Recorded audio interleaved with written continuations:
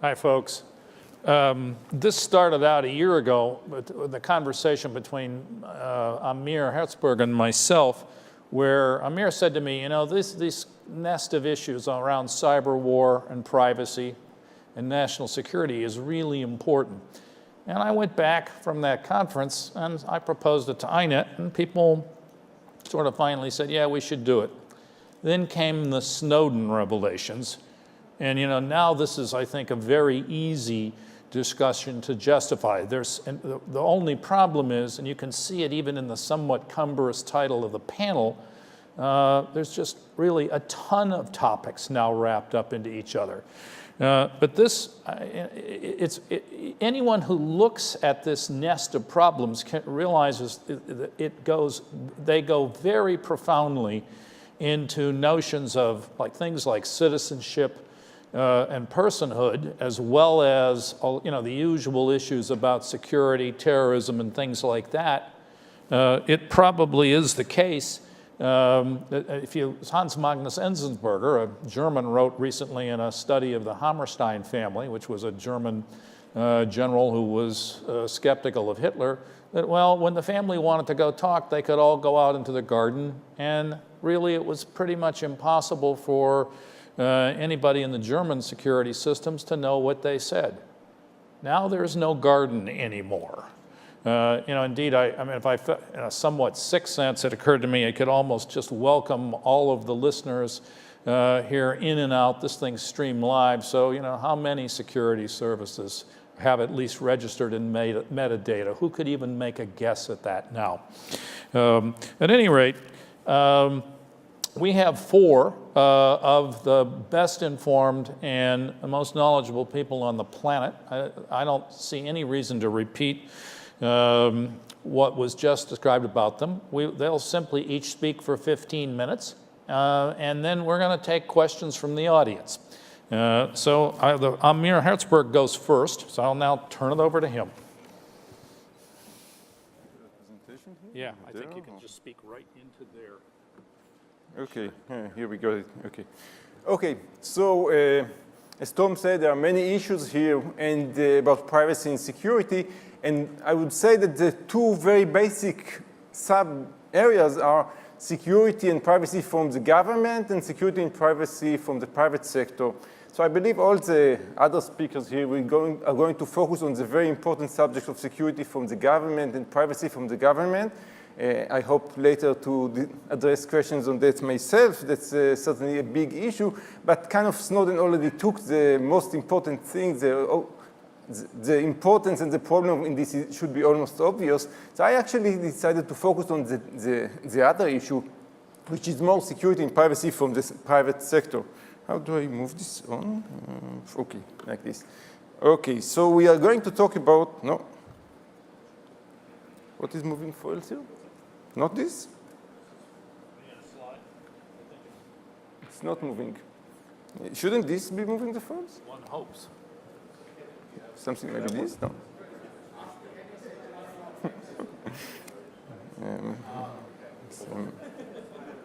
Bear with me. I think you just pressed it. I did. There. Oops. Okay. I don't know what. No. That's not. Okay. I did.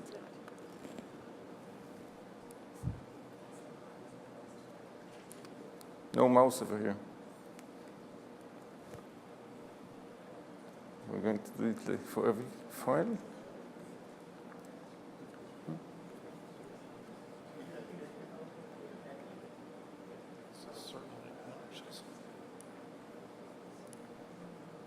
Just bear with us for a minute. Let me just. Somebody can do it manually, and that's it? No, just. No? There. I think it just happened. Okay. So the issue is really protecting our privacy, and we are telling you, security professionals, and I'm sure each one of you, to your family and friends, everybody knows we should protect our privacy. And why? Well, because privacy is protecting us from all kinds of threats, from criminals stealing our identity or cheating us or others through our private information in many ways, from organizations, corporations, which where we apply for a job and some something, some picture we've posted, or some suspicion that maybe we are ill, then they don't want to insure us, and so on, from governments. So there are many motivations for people to protect their privacy, and of course this is not a complete list. And the usual interpretation is that therefore, since privacy protects the individual, then the private information, which constitutes our privacy, belongs to us as individuals. Now, in reality, we know that most people actually share a lot of their personal information with all kinds of free, usually free services on the internet. And actually, they allow these services actually to make some use of this information in ways which they believe, according to agreements, user agreements, they believe are okay for them. They don't, so in return to free services, they give the use of their private information. And this looks like a win-win situation. It improves marketing, allows targeted ads, allows the service to improve the service, to improve products, and so on. So what's bad about this? And indeed, again, most people do it. They share a lot of their information. Is there any problem with that? Of course, a lot of privacy experts would say there are problems with that, and we should restrict that.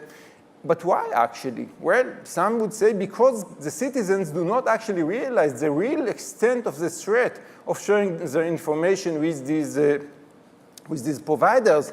And that may be true, although it's kind of a paternalistic approach to grown-ups, usually. I would actually want to focus on a completely different aspect, which is the threat not to the individuals, the threat to society at large, okay? So that's what I will do. Oh. Okay. No, maybe let's go this way. Okay, good. Okay. So it goes in the reverse way for some strange reason. Anyway, so the thesis is we have this huge mega corporation, data giants, which collect a lot of private information of individuals with consent. Okay, they're not cheating here. And the point is this actually has several concerns, economical, social concerns. So I will discuss a few of them. The first concern is simply the fact that this is a very exclusive club. There will not be a lot of corporations which have access to this vast amount of personal information. Only a few of these data giants, in my belief, will exist. Only a few exist today, and I don't expect the number to grow very much in the future. So we know there's Google, Facebook, Yahoo, Microsoft, Amazon, a few more. Why do we have only such few? Because there's a huge startup cost to becoming such a data giant, private data giant. And I will talk about this a bit more later on. So that's one concern, simply the fact that there will be just a small club of these companies which will hold huge resource, huge database of private information. The second concern is the fact that these companies are going to be in an extremely powerful economical position. Essentially, they are going to become, in my opinion, or are already in the process of becoming the ultimate resellers. Resellers, essentially, of everything, of financial information, of travel information, insurance, hardware, software products, media, essentially everything. This is because they will have this huge ability to know their customers in ways which have never been possible before, to customize their offering to the customer, to differentiate prices, to target advertisement, target marketing, in ways which are much better than ever before, to perform all kinds of market research. And this will really make them the ultimate resellers, and they will essentially control the huge market of reselling, of providing of all kinds of services. And as a result of that, I believe there will be also gradually become a growing taxation problem with these corporations, because these corporations are multinational, of course, and the information they get is from all over the world, obviously. But the expenses they do is only wherever they put a data center. The taxes they pay is only where they are registered or they have some corporate identity, which is very limited and very flexible too.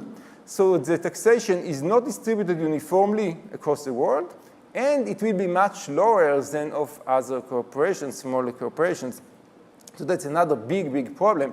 The last problem is actually very different from this, and that is that with the advance of these huge, giant, legitimate data giants, I expect that companies will be looking for alternatives, producers and companies will be looking for alternatives, and one of the only alternatives that may exist will be illegitimate owners of private data, and these will actually exist, so like black hat data giants using all kind of illegitimate ways to collect information for, like spammer today, it will be the extension of spammer using spyware, using penetration and theft of private data from these data giants, and we are already seeing the beginning of this as spammers are becoming more and more adept. Okay, so this is another concern. Okay, so why would these data giants be so powerful? Why do I expect them to be able to become the ultimate resellers? This is because they are really extremely well positioned between the producers and the consumers. And not to mention the fact that they're big corporations, they have these brand images and so on. Other resellers may also have these advantages, few. However, these data giants also have intimate knowledge of their customers. They can do targeted advertisements. They can customize completely the products, the offering, the services that they provide. Customers differentiate the prices exactly according to a specific customer, predict demands, and also compare quality of different producers, different products. By using feedback of the consumers, that the consumers are not even aware of providing this feedback. And with the Internet of Things, the amount of feedback that you get will only grow and grow. And while currently there are still limits on the ability to analyze and to conclude all kinds of conclusions from this private information, clearly these corporations will have huge incentive and ability to make better and better algorithms and deductions from this private information. So they will have this huge advantage over any other existing reseller. Okay, and why would we only have just a few of these data giants? This is really because of the initial cost. While this is a very lucrative business to have these huge collections of data of private information, the startup cost until you reach profitability is enormous and is going to grow up and up as the market matures. So the startup cost until you reach the profitability threshold, where the sum of the entire expenses you've spent is equal with the amount of profits you're making, this will require deeper and deeper pockets, and it's already very expensive to do it. And once you've reached that point, clearly your marginal costs are very low because at that point there's the networking effect and you have all the value of the information and so on. So your investment for getting new customers will be really smaller and smaller, and the marginal profit is going to go higher and higher. So very clearly you get to the stable state of a data giant where you have huge amount of private information. But again, only a few corporations, very few, are going to achieve that point. And actually, this kind of figure explains the kind of irrational prices that we see in the market for some of the smaller startup data giants that we've seen, like WhatsApp recently. So to conclude, privacy is not just a private asset, and the focus on the damage to individuals by usage and collection of private information this is indeed a big problem, but it's not the only problem. There is a very important common social problem out of allowing such huge collection and unlimited, unrestricted usage of private information to preserve competition, to allow the market to thrive, to ensure local resources are preserved, and other things. There are other things also which I did not talk about, like ensuring privacy and fairness to other people who have legitimate reasons or good reasons that they prefer not to participate in such services. As these services become more and more ordinary, such individuals will have a bigger and bigger problem. And other researchers actually pointed different other kind of social problems with the loss of privacy. There are arguments that the loss of privacy will result in loss of creativity and even damage to the democratic society. I will not, of course, go into that. So the question is, how do we actually protect privacy? What can we do about all that?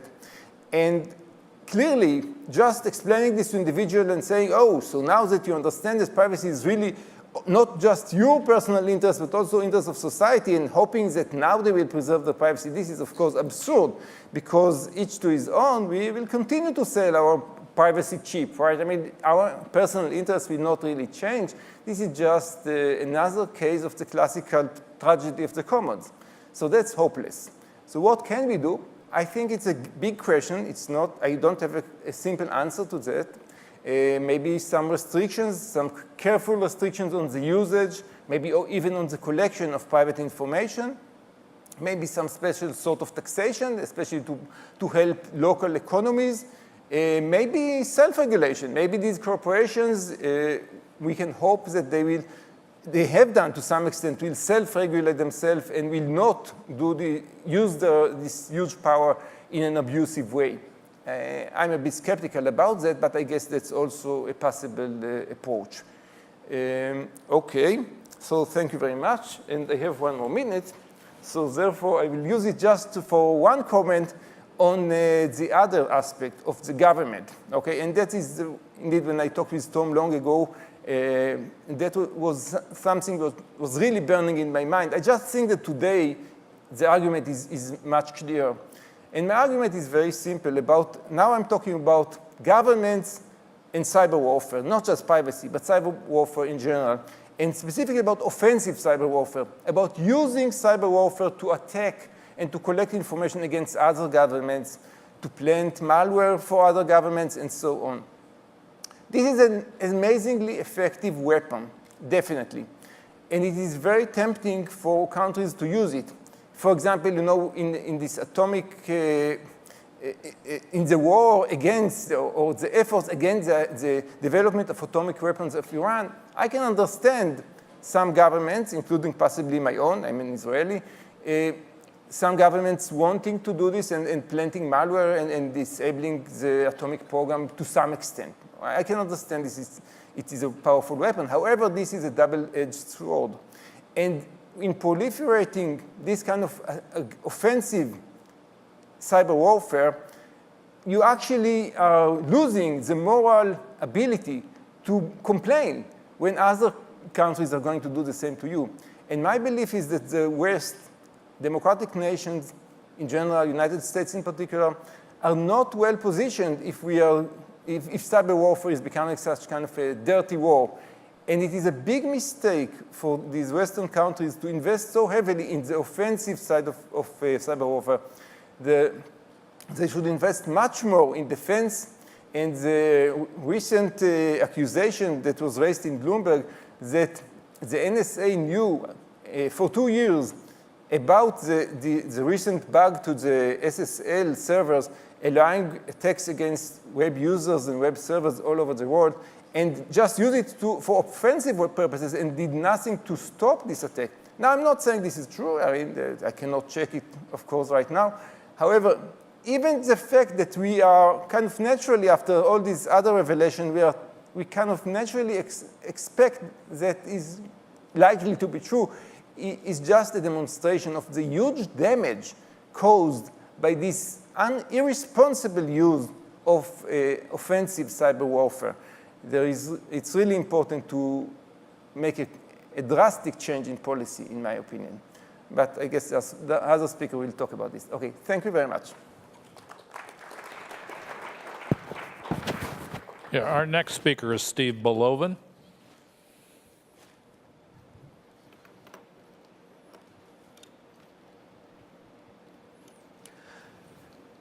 So about 10 years ago, someone I know named Alan Schiffman riffed on an old saying of Napoleon's. He noted that in cryptography, amateurs worry about algorithms, pros worry about economics.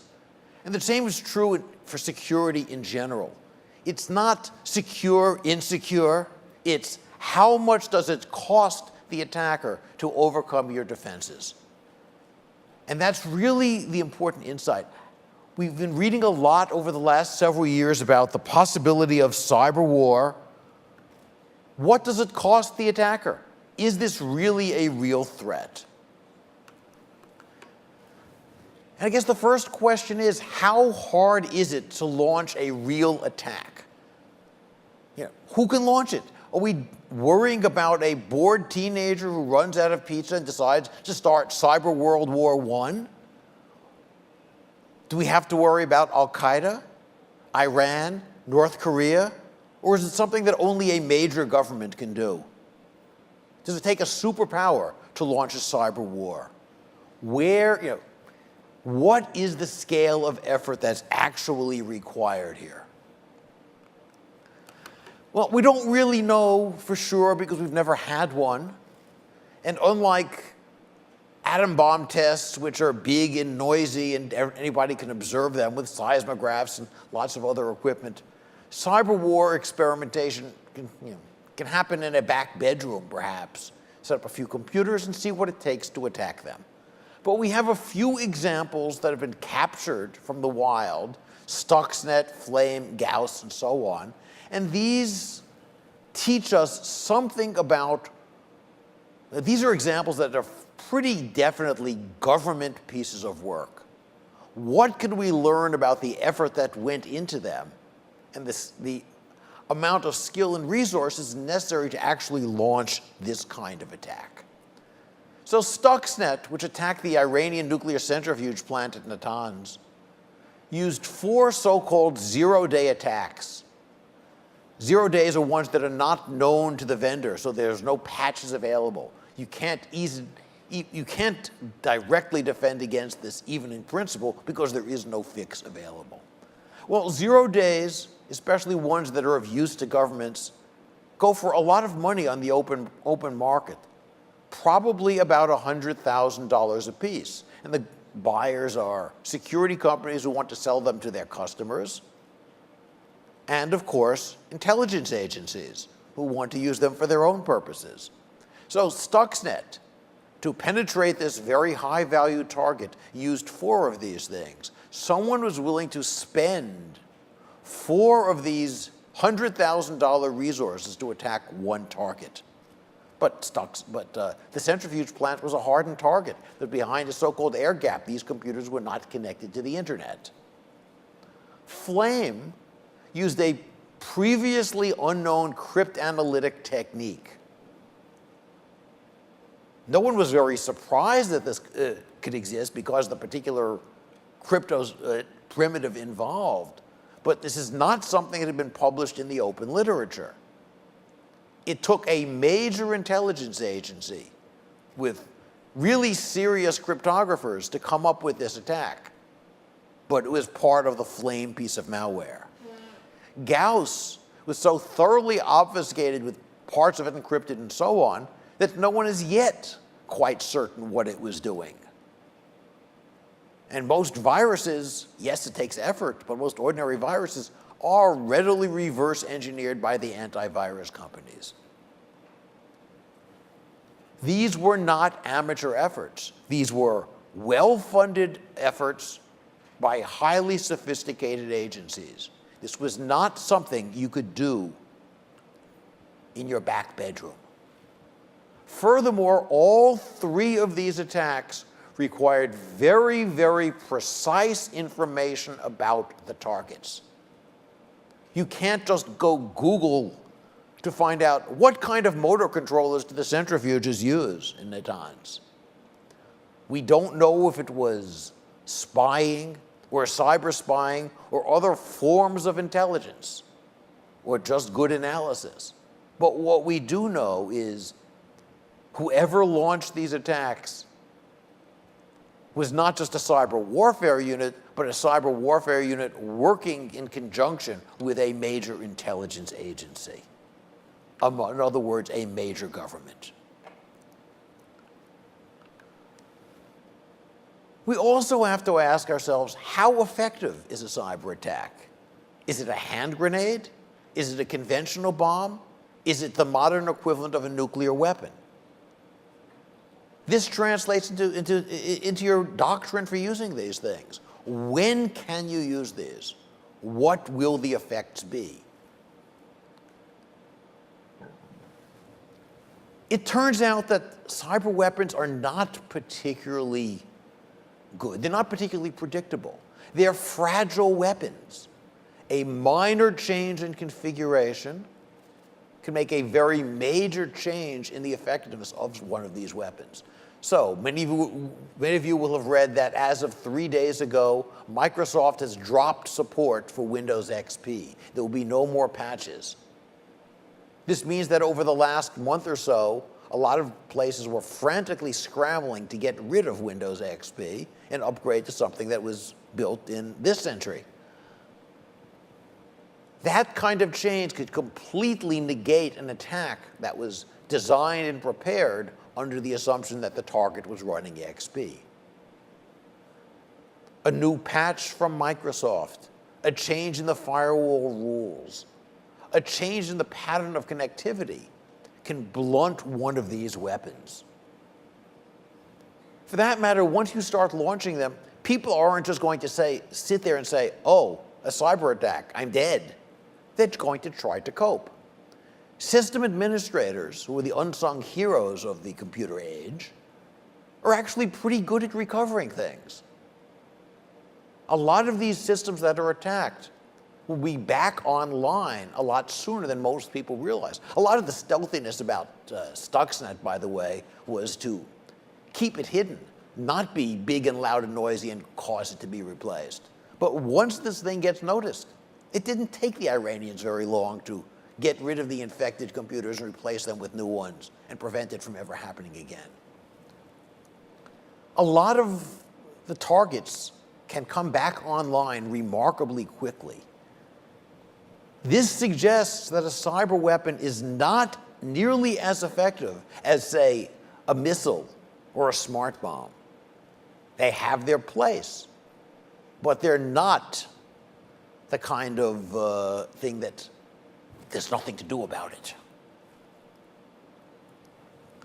Now, a major cyber warfare unit is going to realize this danger, which is why I suspect that many governments around the world, and it's not just the NSA or not just the NSA and the Chinese, but lots of governments at different levels of effectiveness, but probably a fair number of governments, are engaged in what's called preparing the battlefield.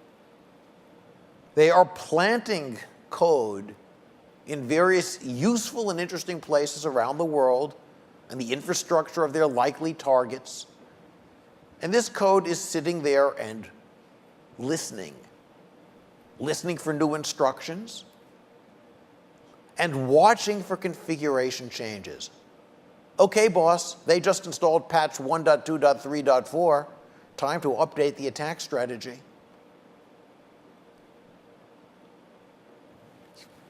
The attackers aren't going to go away either. So this is persistent code that's watching for changes that might be getting in the way of some future attack. But because this code is sitting there, probably for years at this point, this creates a new opportunity for the defenders to notice it ahead of time before it can actually be used. So I conclude that cyber war is not as easy and is not as big a threat as some people would say. It certainly can happen.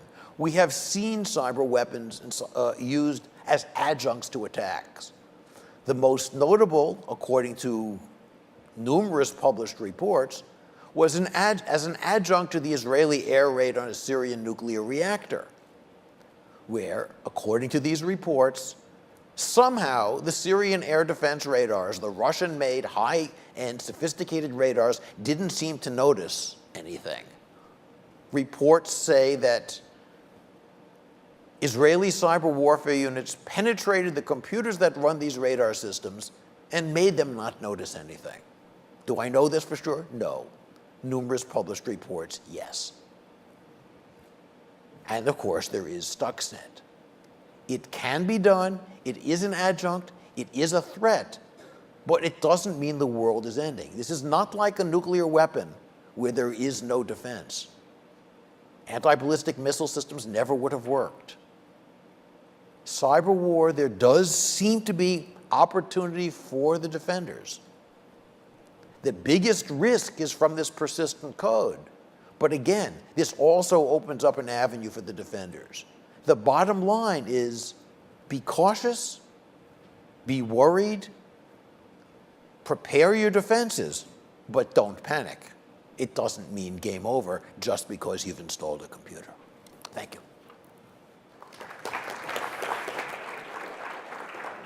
Thank you. That was perhaps very reassuring. Our next speaker is Bart Praneel. I could be wrong.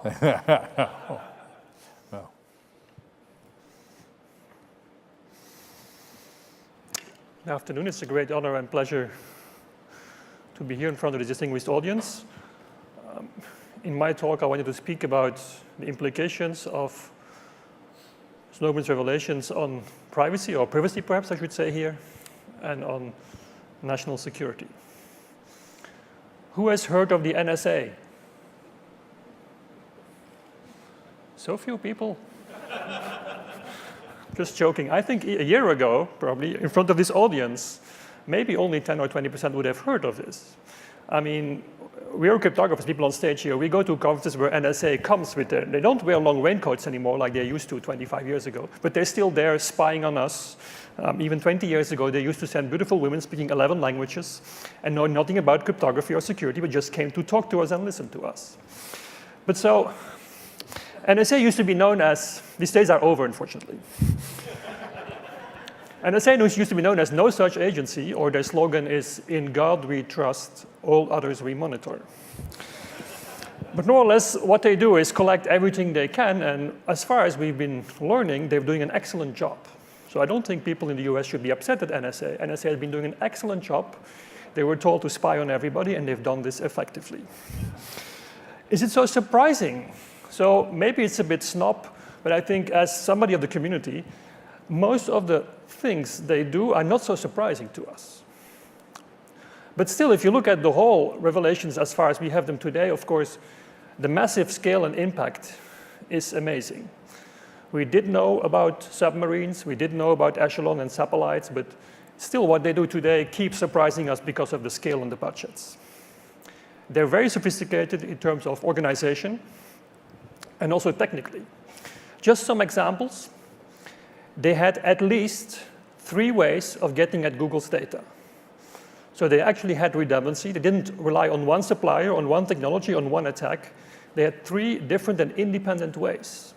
And so if Google now says we've now secured X, Y, Z, it means there is only 2 known ways left, and maybe a few unknowns still as well. Also, they got quite some collaboration from other governments known as the 5 Eyes. This is US, Canada, UK, Australia, New Zealand. These countries have collaborated for a long time on intelligence. But in fact, most people thought it was restricted to those countries, but it goes way beyond. And most European countries have collaborated with NSA, have given data on their own citizens in exchange for something else. There is no knowledge of what exactly, and there is no democratic control on this. But again, from the Snowden documents, we know that this happens. Also, industry has been forced to collaborate, either through bribery or through security letters, and so they can't speak about this. So even if they make statements like, to the best of our knowledge and so on, it actually means nothing because there is these security letters. Also interesting is that they've been engaging in industrial espionage and changing the economic balance.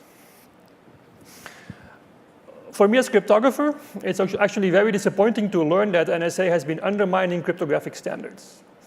Making crypto standards is a tedious and hard process. And if you then find out that somebody actually undermines the standard in the process and then bribes companies to actually deploy those undermined standards, it's very frustrating. And so in this sense, NSA has done a very bad job. They now undermine the credibility of NIST, the National Institute for Standards and Technologies, that deploys or develops cryptographic standards for the US, but in fact for the whole world. So the most spectacular revelation of Snowden, I would say, is what you can call active defense. So we have in the panel here Stephen, who is one of the pioneers of firewalls. This is the front door to defend your network. But in fact, the defense deployed by NSA is actually an offense, and it's very sophisticated technology. What you do is you plant malware in the systems you want to target. And if these people may not connect to the internet or are very important, you subvert the supply chain. So one of them orders a computer, you actually you intercept it in the post, you add an extra component, and then it goes on. And so even if this person never connects to the internet, maybe your component will connect over a network or via radar or via wireless to the internet. The other thing is quantum insertion. Quantum insertion means that if you type an address like google.com or facebook.com or whatever, and you think you get an answer from Google or Facebook, in fact, you get an answer from the NSA. And how does it work? They're just faster. There is nothing with quantum, it's just they're faster than anybody else. And so while you think you are at google.com, you in fact get an answer from NSA.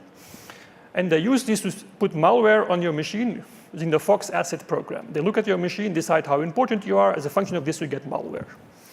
So maybe this is all too technical, but in human terms, I would translate this as they have complete control over the network. If you use the internet, in fact, if NSA wants to control your machine, they can. And it's very hard with current technologies to defend yourself. Even if you never hook up to the internet, they can still control your machine if you're of interest to them.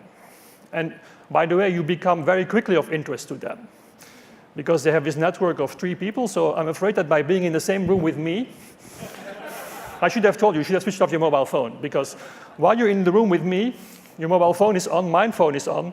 We now have been in one room for an hour, so you now also become a target. You may get a nice PC next time with an extra device. So another interesting conclusion of Snowden is that it's no longer deniable. So GCHQ keeps sending the same press release over and over, and NSA still makes a different one every time, but it sounds as ridiculous. The defenses no longer sound credible. So what are the implications on privacy? Privacy is a very complex concept that varies from discipline to discipline. It also varies over time. And Emir spoke mostly about privacy against companies. But when we speak about surveillance, of course, we are concerned about privacy against governments. And what governments want is they want information on other people, but they don't want other people to have this information. And there was this dream of governments to do this by putting backdoors, by weakening systems, but unfortunately it's not possible. If you can get to information, others will get there too. The industry is in a very difficult place because they have to deal with all stakeholders. First, governments who knock on their door and ask for all their data. And this can be done through bribery, through security letters asking to give up data, or maybe just by hacking. So in some sense, industry is in a very difficult position. Governments also ask for backdoors. I'm not saying that all Microsoft and Intel things are backdoored, but you may that there is something like an update. So it may be that if you're on the target list, you get a different update from your neighbor. And so maybe the base product is not backdoored, but your update is. Then, of course, industry wants to protect its own content for DRM or software protection. And then also they have to be concerned about their consumers because they may lose their consumers if they don't protect their privacy adequately. Now, if you look at where the loyalties of industry are, it's mostly in their own content and the consumer information they want to exploit. As an example, in Europe, we try to pass in our parliament a much more strict regulation on privacy, which, among others, would have imposed a fine of 5 to 10% of global turnover for serious privacy violations. And what happened was a barrage of amendments. 3,000 amendments were submitted. You should see the pictures of this. It's piles and piles of papers translated in 24 languages, very impressive. But the bottom line is that the regulation, as was submitted by the Commission and discussed by the Parliament 2 years ago, is now completely weakened and hollowed out. Because there is very big company interest, industrial interest against protection of privacy and against restrictions on collecting data. And in the end, you have the citizen who stays behind and is told to be careful and care about his privacy, but in fact, he or she is completely powerless. And in addition, social networks create a new privacy threat, social privacy, where users expose data of each other. But so in general, you have this balance of power between citizens governments and companies or industry. And in Europe, we tend to trust our governments and distrust industry. In North America, at least US, it's the other way around. We distrust government and trust industry. But what we now found out is it doesn't matter. The government gets the data in industry, and government and industry collaborate, in fact. And as an individual, you stay behind, and all your data is in both places anyway. So this is the bottom line, and I think it breaks the balance of power. So how do we respond? In the US, the debate is mostly about violations by NSA of their statute, so they can't actually eavesdrop on US citizens and US residents. Of course, they can ask the British to do this. This is a different story. So most countries protest mildly. So the parliaments protest, but the politicians don't, the ministers don't, because they get information from NSA in exchange for information from their own citizens. Some businesses threaten to shift away from the cloud in the US. Brazil said they would not buy US airplanes. This is kind of economic sanctions. Some countries call for splinternet, but of course this would destroy part of the value of the internet and would actually create new risks and new problems of censorship, for example. And some other countries say we want to make security in X, where X is not one of the 5 Eyes nations. And personally, as a European citizen, I would prefer to have security in Europe, because I don't trust French security. It would have a French backdoor. German security would have a German backdoor, but I think European security would be okay, because not all the countries can put in their backdoor, so maybe they would put in none. So maybe that's the answer. Of course, offensively, I'm a bit less pessimistic than Steve. I agree, though, with his conclusion that cyber war is not so easy. But the difference between, say, a ballistic missile or a drone, when you intercept one, you can see how it is built, but copying it is still very challenging. But in fact, with cyber war, you get very quick proliferation. People can reverse engineer the attacks and can learn the attacks. Every head of Secret Service in a major country has gone to their prime minister or their president and said, have you seen what the NSA can do? I want this too. And if they haven't done this, probably their president or prime minister went to them and said, can you do this too? I want this same capability. So we're going to see an enormous proliferation of similar attack of malware insertion. So the big winners will be vendors of memory, because you all will have to buy bigger memory to run all the malware of 27 governments. Okay. So what can we do on defense? Of course, we can defend ourselves better, but this is a very hard task. It's very complex technologies. We can use more crypto, even if NSA goes around it. If you use crypto, you're better defended than if you don't have crypto. We have also privacy-enhancing technologies, such as the Tor network and other things. So with technology, we can protect ourselves better. But we should probably start from scratch, because I don't think we can build a network with active defense in a privacy-friendly way. Essentially, if a foreign government owns your network, how can you protect privacy of your citizens? In general, I think the direction is to go to distributed networks. So we have today big data, and this is where all the economic advantages are, where the exciting developments are.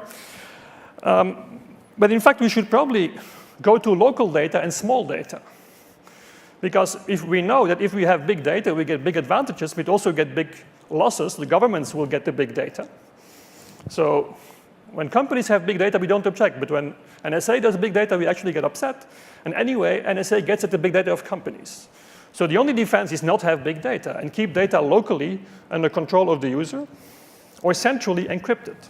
And somehow, I was very pleased with the dinner lecture by John Ralston Saul yesterday. In fact, we do have choices. There are new architectures possible. And you may know the slogan, architecture is politics. The way the internet is designed today is very suitable to governments and to large organizations. But it's perfectly possible to build something like the internet, which doesn't have all those central data stores, and which does not have central control. Internet had some limited attempt to reduce centrality, but as we have it today, it's very central. Think of Skype. Skype actually was a distributed protocol. I don't know whether it still is now, it's owned by Microsoft, but Skype allowed people to call each other without having a central database where everybody had to register. So it is possible to rethink our infrastructure and don't have all this data in a central place. And for the rest, I think we have to have open standardization, community review, and maybe use procurement. So I want to end on this cartoon. So I think what 911 has given us is this kind of approach to security. Essentially, the government has said, give us all your information, we'll give you security. I think what we have today is neither security nor privacy. Thank you very much.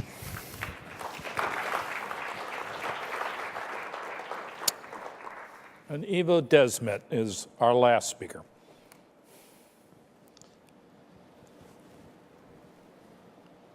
So what is cybersecurity?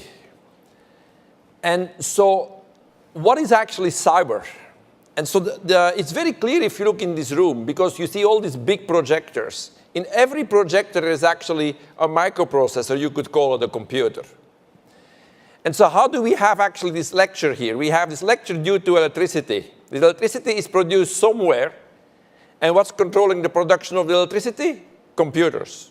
And how does the electricity go from the plant, production plant to here via distribution? And what controls the distribution? Computers. So you start to see, and also when you think about your mobile, also there is a computer inside. You start to see that computers are everywhere. So then the question is, what's actually the goal of the cybersecurity? And so the goal is actually to protect the rights and the expectations that one has about the data, in particularly when the data is being processed. And the expectations and the rights, they actually depend from time. They evolve, and they also depend whether you are an individual, or whether you are a country, or whether you are a government. And they depend from country to country. So the list is very long. Privacy is only one of those. Anonymity, for example, being able to complain. So let's look at the case of a CEO who basically gave a donation of $1,000 against or for Proposition 8. If you now give this donation anonymously, then afterwards you don't have to resign as CEO. So anonymity is very important. You can still act as a citizen without actually having to be resigning afterwards. Authenticity is another very important right. How do you make sure that information coming from a source, Bart spoke about that, when you actually think you're talking to Google, how sure are you you're talking to Google and not to NSA? That issue is authenticity. Authorized wiretapping has been mentioned to quite some extent, in the sense that maybe NSA overstepped their authority. Availability, I mentioned you having electricity here so that this lecture can go on, and that means that your computers have to basically be running. Censorship, you could say that's not done in the West. Belgium has a great firewall copied from China, so this is done in the West. Confidentiality is another one. Copyright was mentioned earlier, but also we have the right of delegation. We have many more rights, and so protecting that is basically the goal of the cyber security. So Snowden has been mentioned in this context, but for technical people, we knew, or basically we suspected also a lot of things that NSA was capable of doing. So in 1985 already, there was a book written, The Puzzle Palace, that explained NSA technical capability. So people who read this book were not surprised at all by the Snowden revelations. In June 1994, I actually participated at a dinner with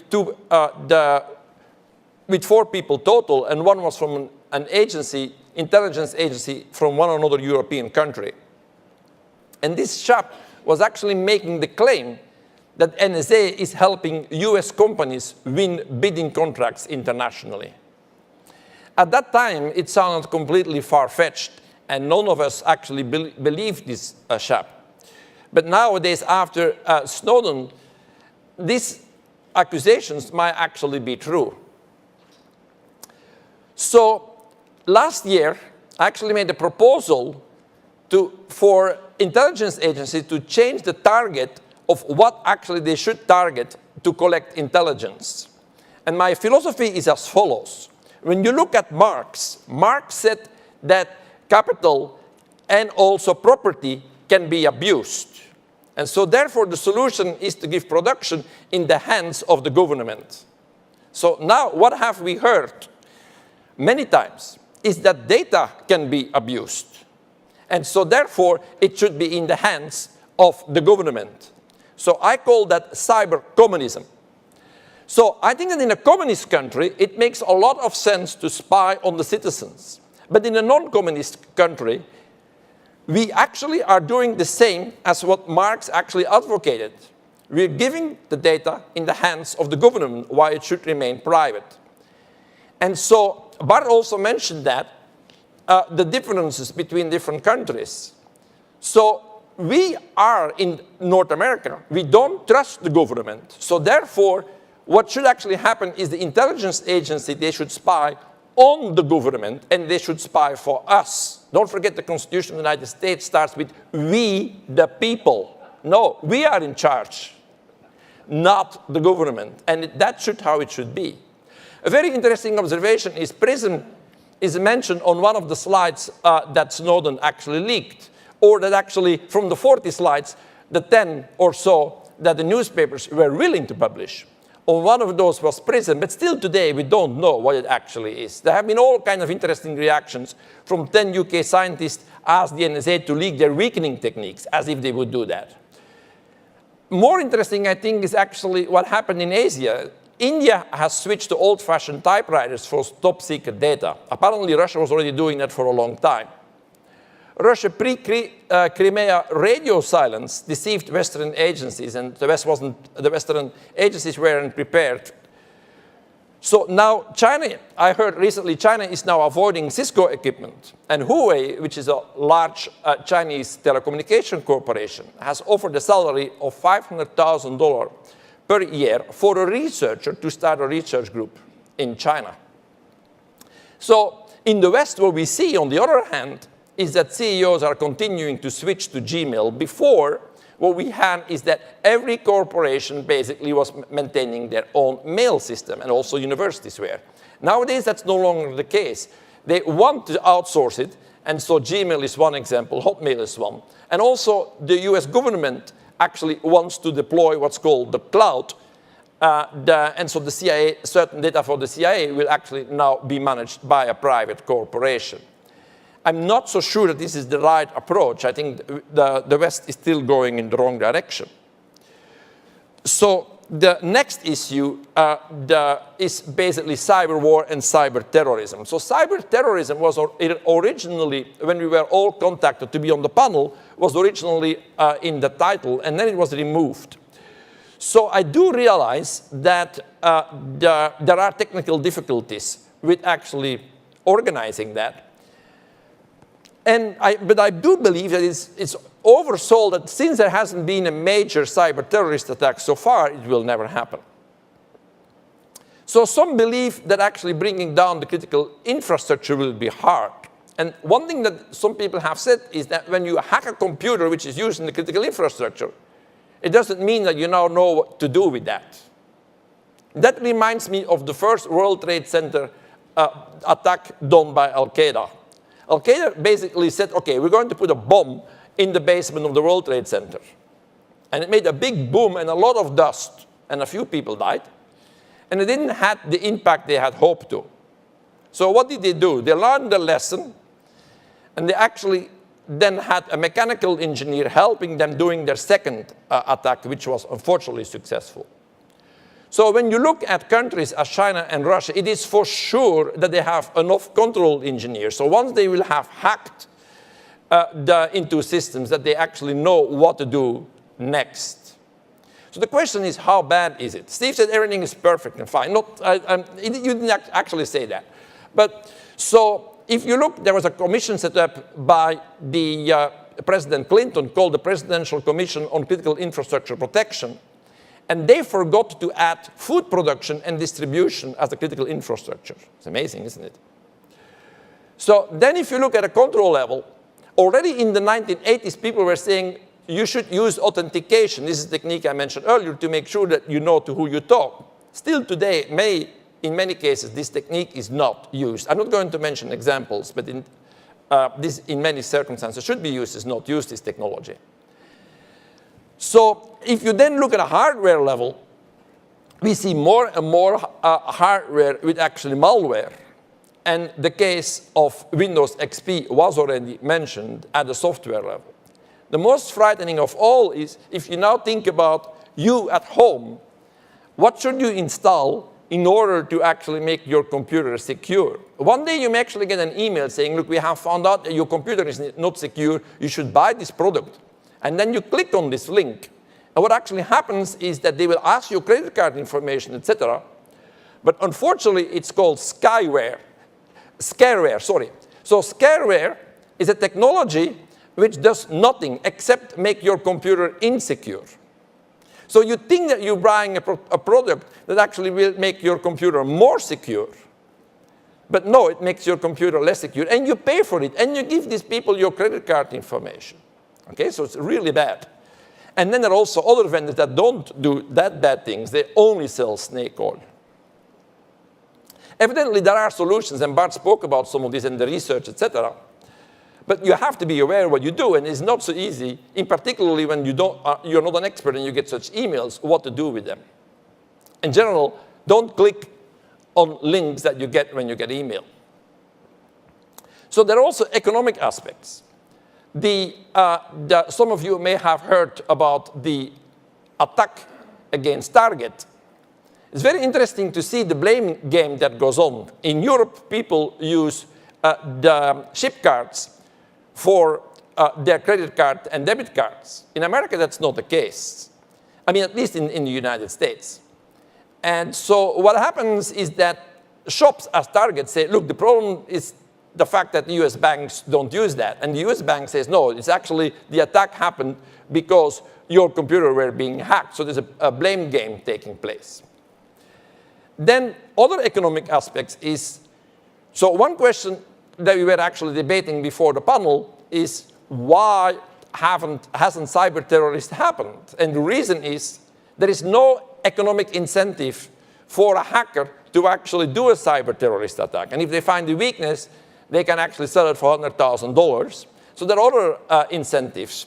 They can go work for spammers and basically all kinds of other applications. But cyber terrorism for a hacker is not a high priority. Evidently, for cyber war, it's different. And then the question is, what incentive actually is there for a company to protect against cyber war? And even if one company decides to protect against cyber war, another also protects against cyber war, what do we have on a macroeconomic viewpoint? So we could debate whether we can have a worse scenario or not have a worse scenario. And so Steve mentioned that often after the attack, it is easy to recover. There are situations where this is not the case. If you attack a substation and you attack enough substations, there are not enough substations basically in stock to recover. So when you do an attack by using cyber, you must make sure, if you really want to do really bad damage, that it has a long-term impact. So if this is taken into account, the question is, if we then have a city that doesn't have electricity for, let's say, 2 years, how can we recover from that? There is no plan for what to do the day after. It's very interesting to see that the Romans, once they had actually realized that their aqueduct systems were vulnerable, when they built the new city, Constantinople, they actually built the cisterns because they realized the vulnerability of their aqueducts. Another interesting case is what happened with the Bank of Italy, which then became the Bank of America, after the 1906 San Francisco earthquake, which caused a big fire. Amadeo Giannini took the money home. All the other banks put the money in the vault. The vaults became so hot from the fire that for days they couldn't be opened. And so it was the Bank of Italy that then changed its name to Bank of America that actually had the money and could allow people to borrow the money. So certain times you don't have to have a plan in advance, but some smart person actually thinking about the day after, what will he do the day after, is actually sometimes quite important. So we should actually think about if we have a really bad the cyber war or cyber terrorism event where people have very carefully planned, then we need to think about a non-electrical backup to at least be able to restart the system and not have its impact being too large. And another issue is what's the economic cost of lack of privacy, and Amir addressed that, but also you see the economic aspects are important. And finally, I will end with the irrational thinking that's sometimes happening by decision makers that basically says, we haven't been hacked. So why do we want to buy all this security the protection? And so, yeah, they wait until then they're being hacked, which is not the right policy. Thank you.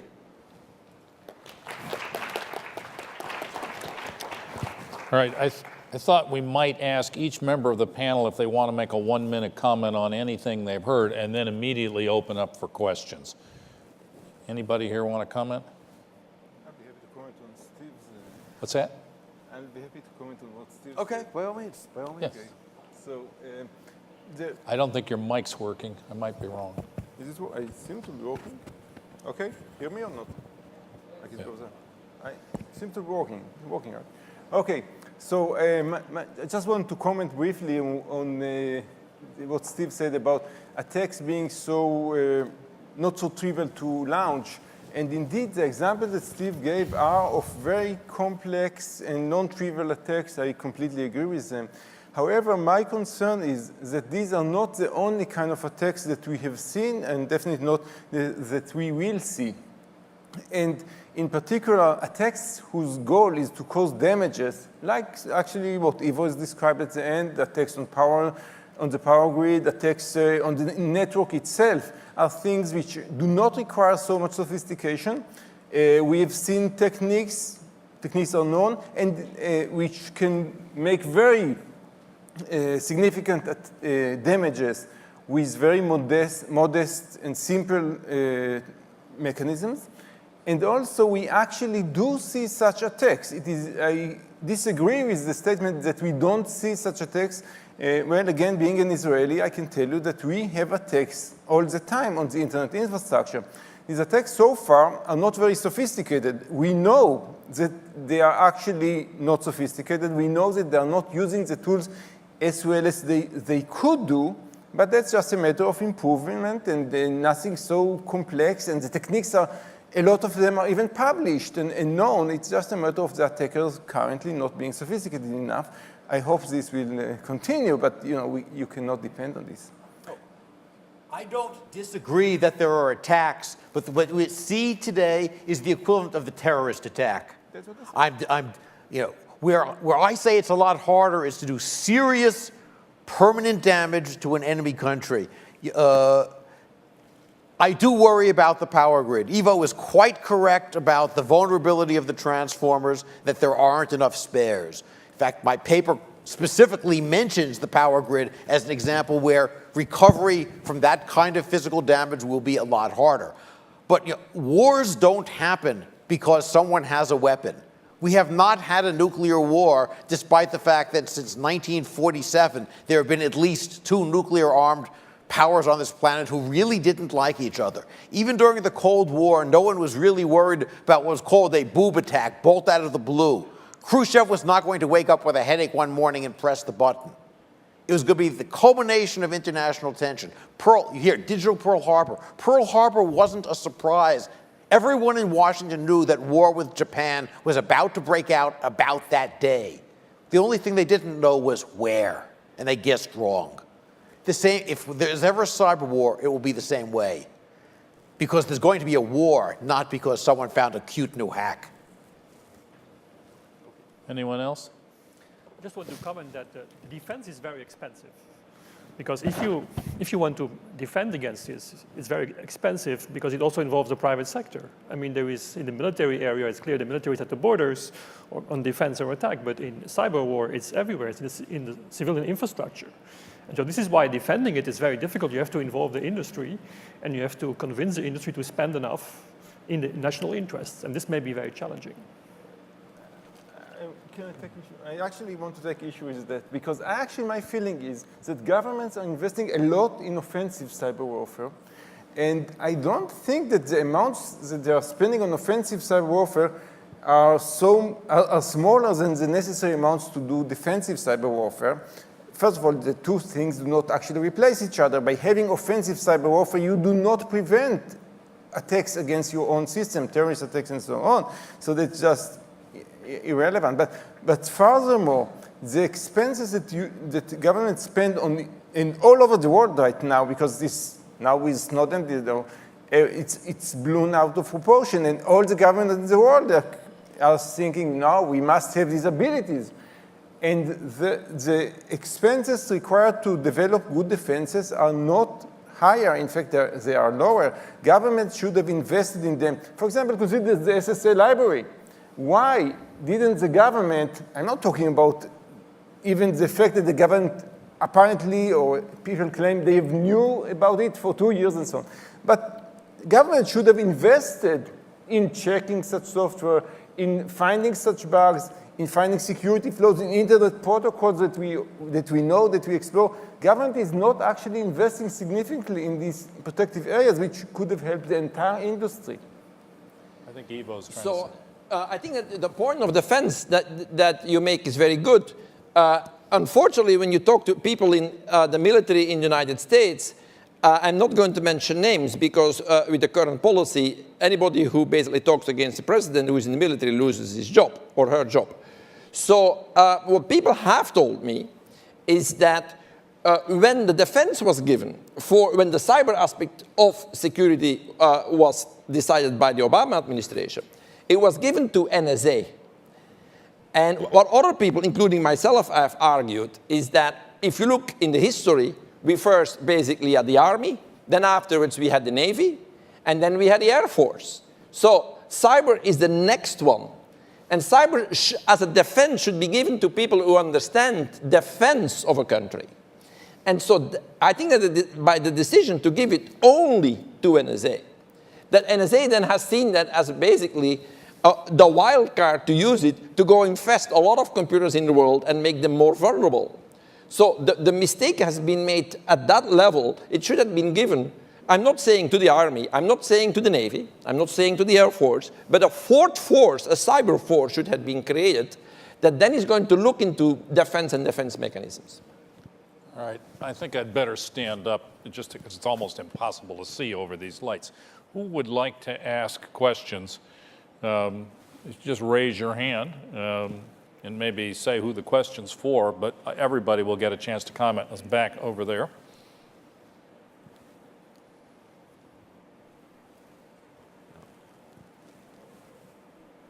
Hi, Walker Todd here.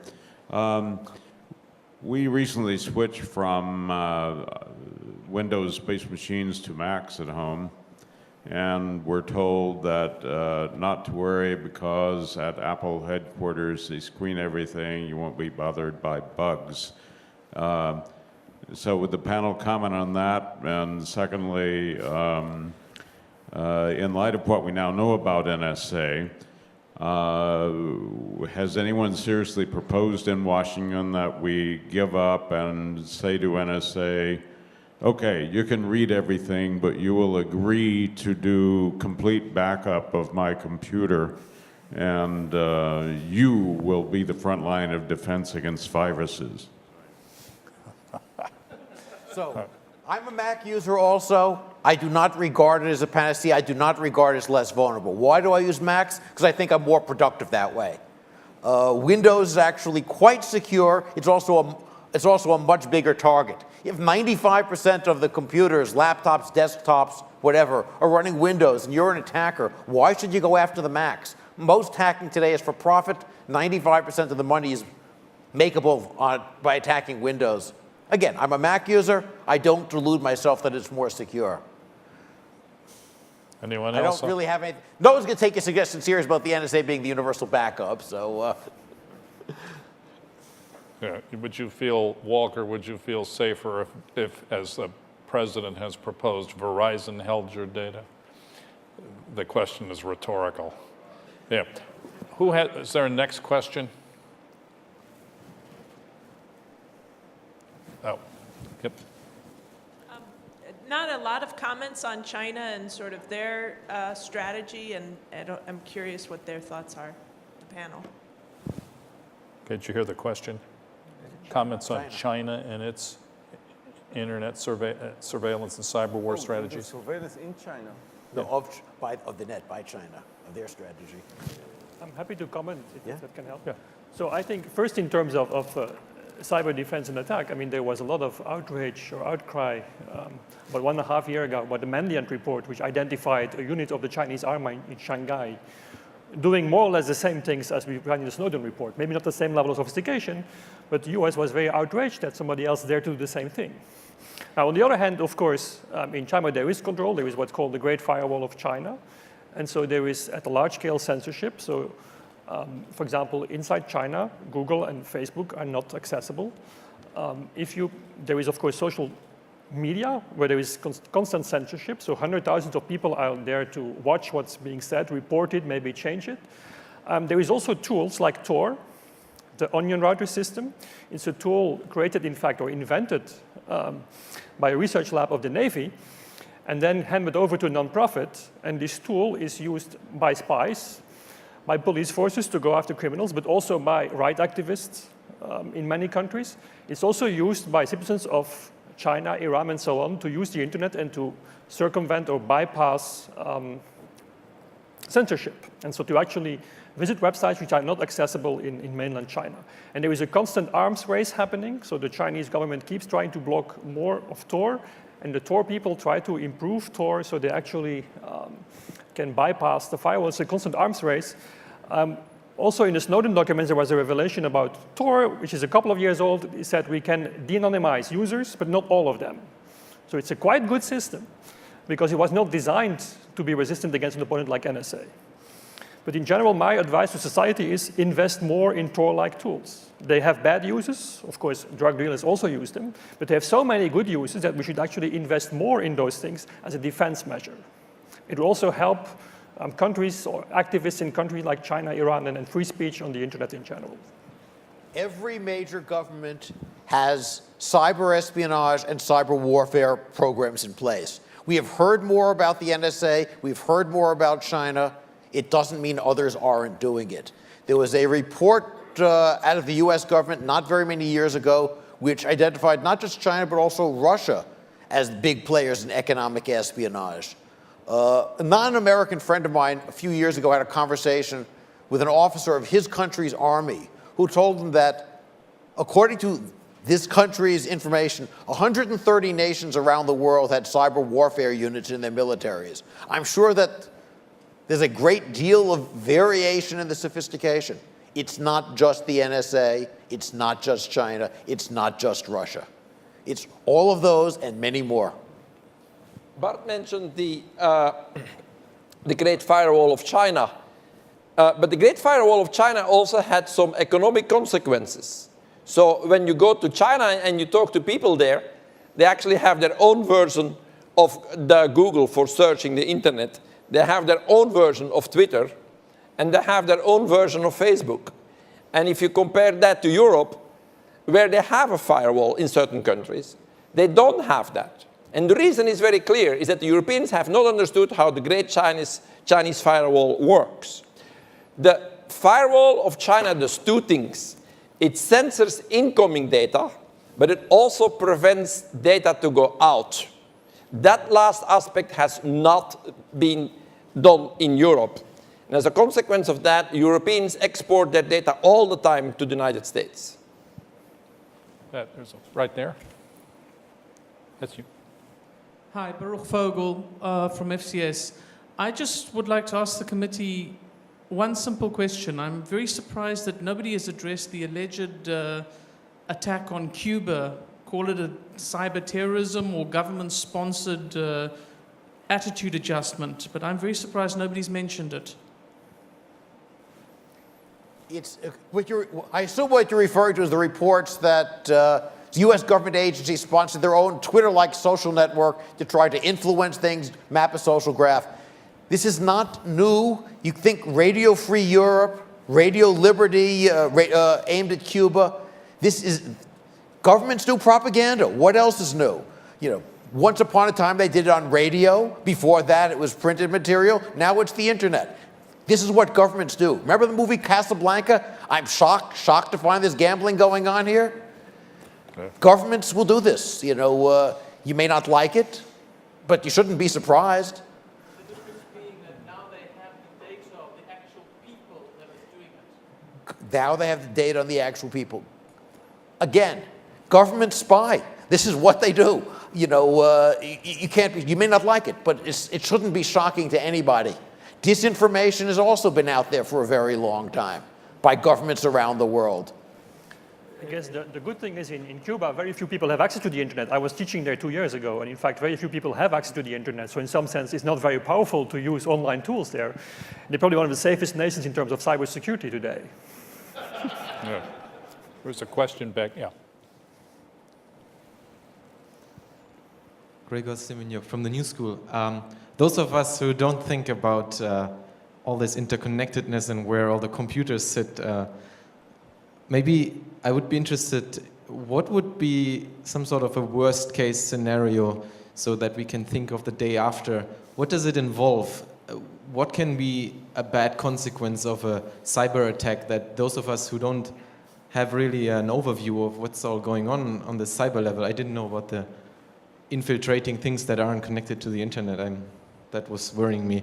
Can you give some, not alarmist, but realistic perspectives? Thank you. So I will give you just one example, and I can make more. I wrote a paper about that, but so I'm just going to give you one example, which is about food production and food distribution.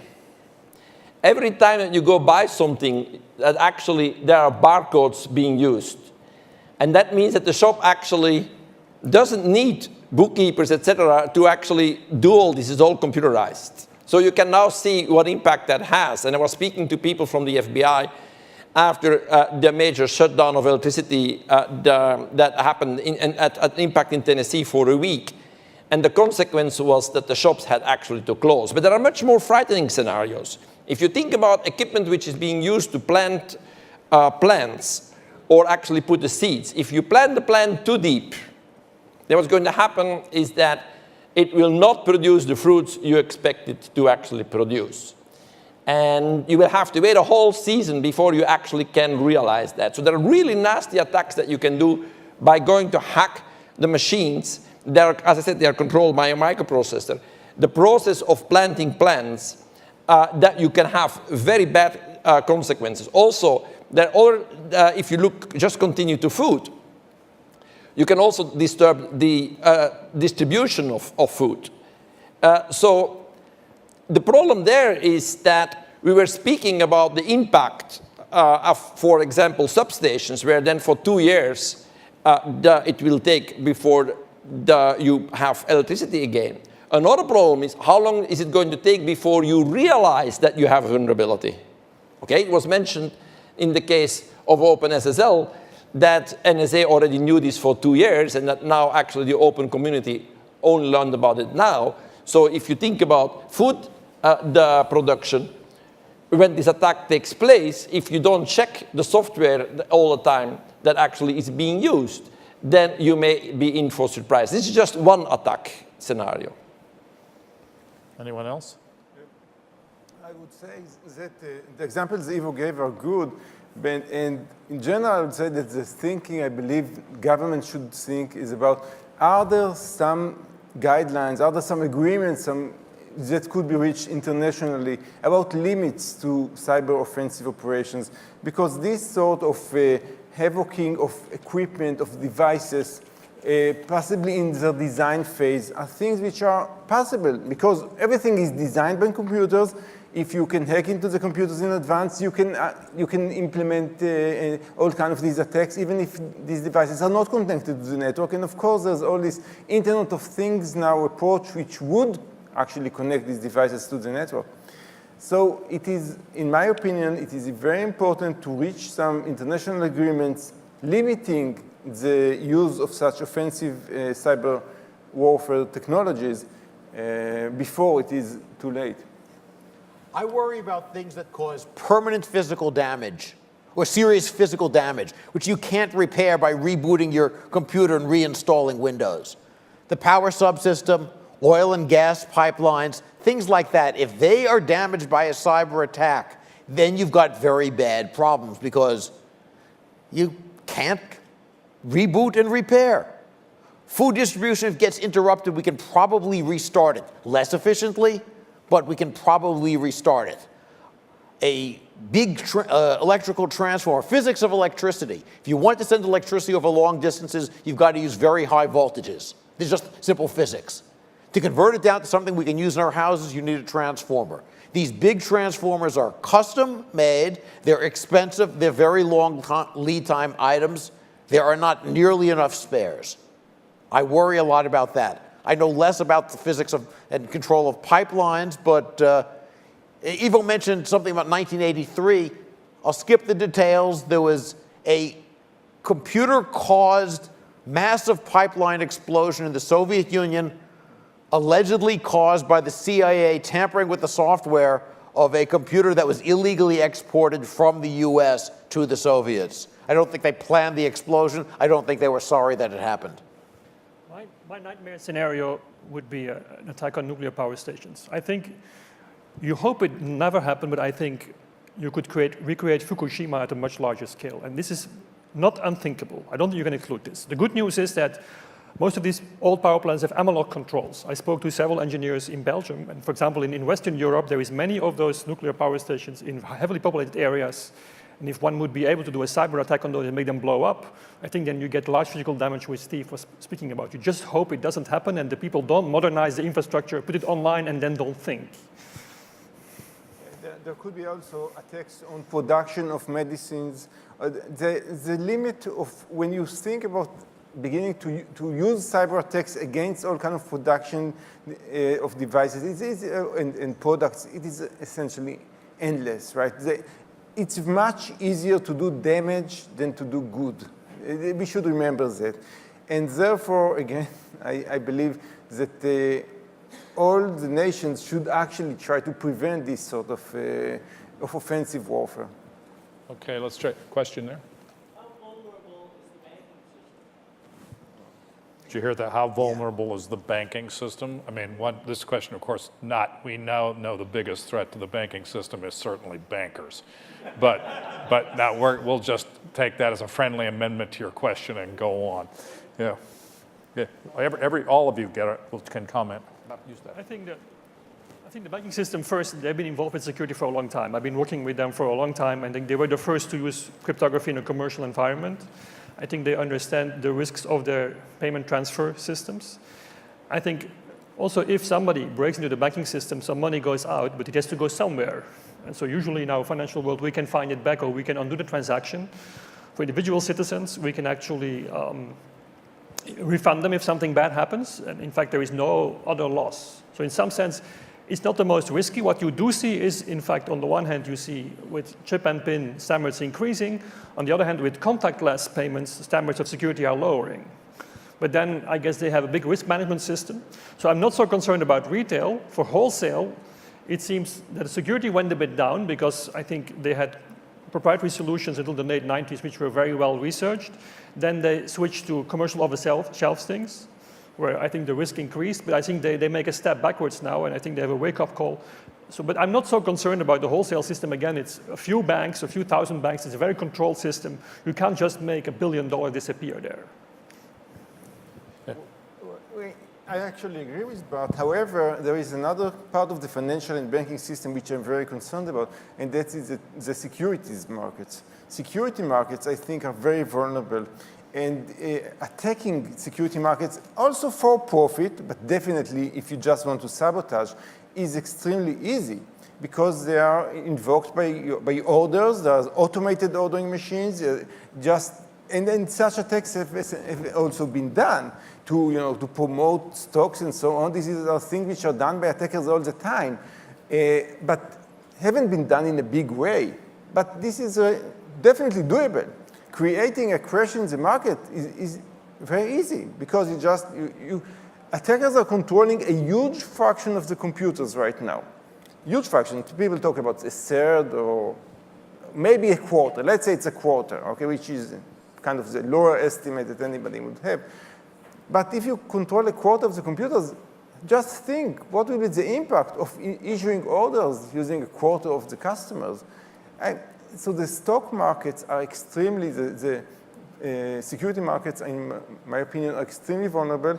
And with the algorithmic trading systems, an attack on algorithmic trading systems, hard to imagine the results. The banks have understood computer security for a lot longer than most other companies. They've actually taken a lot of precautions. They do a pretty good job. Not perfect. There have been some fairly spectacular attacks against banks. In principle, a lot of the malicious financial transactions can be unrolled. It'd be chaos for a few days or even a few weeks, but I think a lot of it could be recovered from. There are risks, make no mistake about it. There's an article published a few years ago that the NSA actually had a plan to steal Saddam Hussein's foreign reserves by electronic funds transfers out of Iraqi or Iraqi-controlled bank accounts to the West, and this was vetoed in Washington for fear of what it would do to the international financial system. It's not clear that this is still possible. This is, more than 10 years. This is a dozen or so years later, more since that almost took place. But it's not at the top of my list of worries. Concern, yes. Critical, yes. But it's not the kind of physical damage that I worry about most, and they are more sophisticated than most at defense. Willie Sutton, the bank robber, was allegedly once asked, why do you rob banks? Because that's where the money is. Well, the banks know they've got the money. Banks have been working indeed for many years, not just on actually using the information security technology, but also some famous researchers have worked for banks. Then they have their own conference, and also they have their own standards. So yeah, I agree with all of you. Those are the least to worry about. I'm not saying that the system is perfect, far from, but there are bigger concerns if you look at other sectors. Okay, we have about 2 minutes left. I wanted to ask the panel a question I think is probably on the brains of a lot of folks in this room. And that is to say, we're not specialists in computer security. And we sort of, if there are a lot of economists around, and when Amir mentions that privacy is also a common resource as well as an individual attribute, and that you have a world of big data producers that are an oligopoly, to us, that's going to mean there's probably going to be some big information problems simply trying to find out what's going on. What do people here read if they try to follow developments in an intelligent fashion about this, to form a sort of sensible opinion, just sort out the claims, not only of the government, but of the private companies who kept insisting they didn't know anything when it is now overwhelmingly evident that many of them knew a great deal about what was going on. What would you tell the folks out here in this last minute or two that we've got? What can they read? No one source. No one source gets it right all the time. Mainstream reporters, however well-intentioned, often get technical details wrong. But if you read a variety of major publications, in the US, it's the New York Times, the Wall Street Journal, there's Bloomberg News, there's The Economist, the Financial Times. There are a lot of different media. I read a lot of these things, but this is what you've got to do. You've got to go read a lot and filter it. Who's next? I hope you won't tell me the European papers don't do this differently, because I read a bunch of those languages and they do. They print a lot more. Well. I think there's definitely a good source. I think if you want slightly more technical information, you can follow Slashdot. Right. Slashdot is I mean, of course, there's a lot of techie thing, but it's a very good overview, and you can filter it for security information.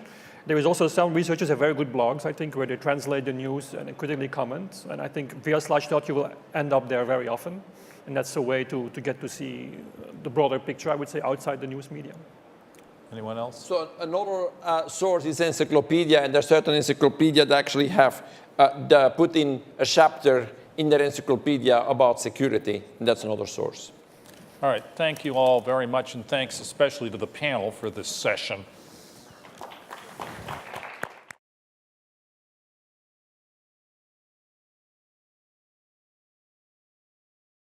I did. There. Oops. Okay, I don't know what. Oops. No. It's not. Okay. I did.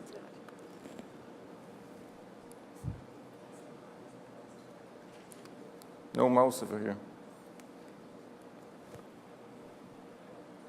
going to do it like for every file.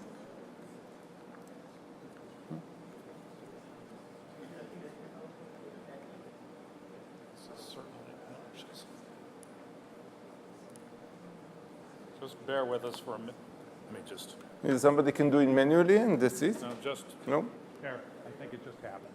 Okay, okay. So the issue is really protecting our privacy, and we are telling you, security professionals, and I'm sure each one of you, to your family and friends, everybody knows we should protect our privacy.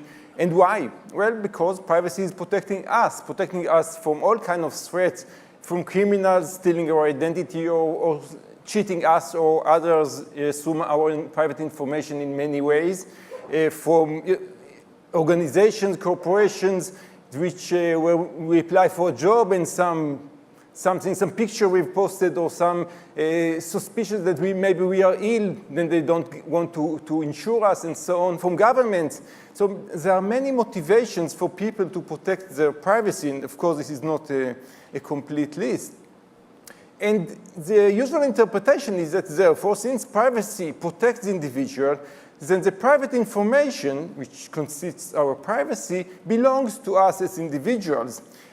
Now, in reality, we know that most people actually share a lot of their personal information with all kinds of free, usually free services on the internet. And actually,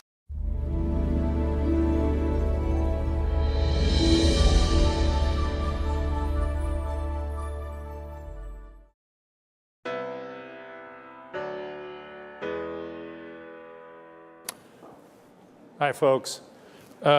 This started out a year ago with the conversation between Amir Herzberg and myself, where Amir said to me, you know, this nest of issues around cyber war and privacy and national security is really important. And I went back from that conference and I proposed it to INET, and people sort of finally said, yeah, we should do it. Then came the Snowden revelations. And you know, now this is, I think, a very easy discussion to justify. The only problem is, and you can see it even in the somewhat cumbrous title of the panel, there's just really a ton of topics now wrapped up into each other. But this, anyone who looks at this nest of problems realizes they go very profoundly into notions of things like citizenship, and personhood, as well as the usual issues about security, terrorism, and things like that. It probably is the case. Hans Magnus Enzensberger, a German, wrote recently in a study of the Hammerstein family, which was a German general who was skeptical of Hitler, that, well, when the family wanted to go talk, they could all go out into the garden, and really it was pretty much impossible for anybody in the German security systems to know what they said. Now there's no garden anymore.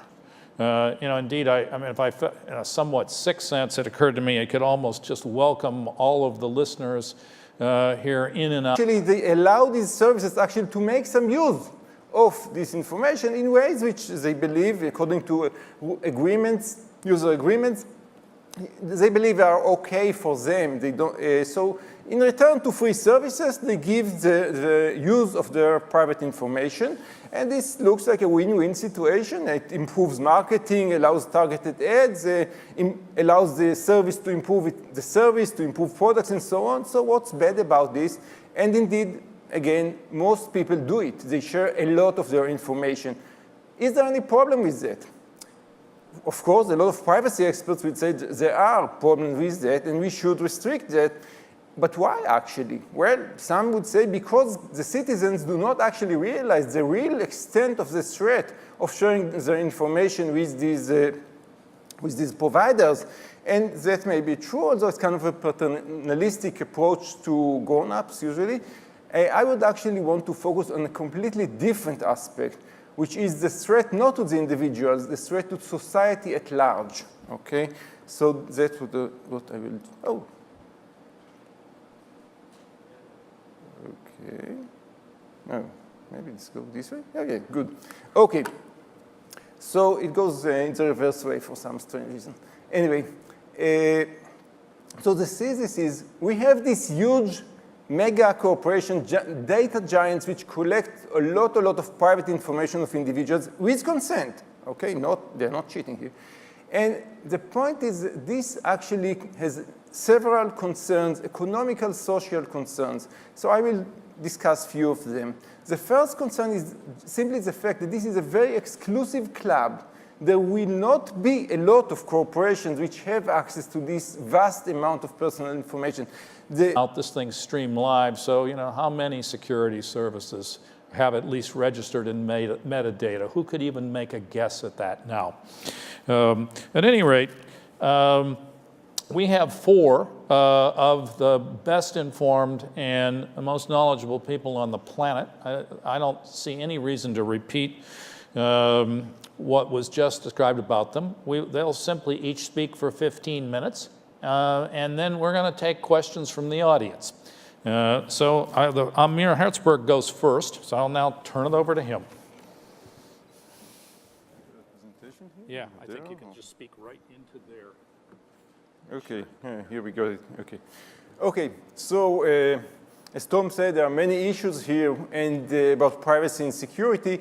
And I would say that the 2 very basic sub-areas are security and privacy from the government and security and privacy from the private sector.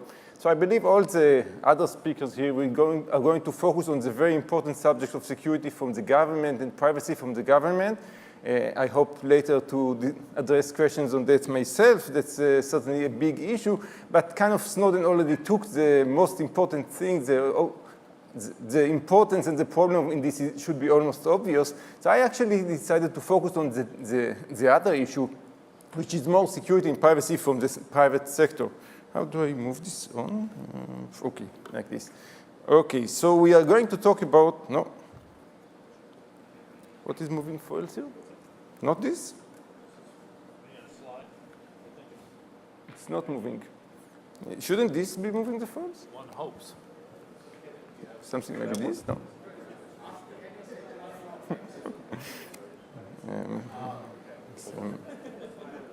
Bear with me. I think you just... Only a few of these data giants, in my belief, will exist. Only a few exist today, and I don't expect the number to grow very much in the future. So we know there's Google, we have Facebook, Yahoo, Microsoft, Amazon, a few more. Why do we have only such few? Because there's a huge startup cost to becoming such a data giant, private data giant. And I will talk about this a bit more later on. So that's one concern, simply the fact that there will be just a small club of these companies which will hold huge resource, huge database of private information. The second concern is the fact that these companies are going to be in an extremely powerful economical position. Essentially, they are going to become, in my opinion, or are already in the process of becoming the ultimate resellers. Resellers, essentially, of everything, of financial information, of travel information, insurance, hardware, software products, media, essentially everything. This is because they will have this huge ability to know their customers in ways which have never been possible before. To customize their offering to the customer, to differentiate prices, to target advertisement, target marketing, in ways which are much better than ever before, to perform all kinds of market research. And this will really make them the ultimate resellers, and they will essentially control the huge market of reselling, of providing of all kinds of services. And as a result of that, I believe there will be also gradually become a growing taxation problem with these corporations, because these corporations are multinational, of course, and the information they get is from all over the world, obviously. But the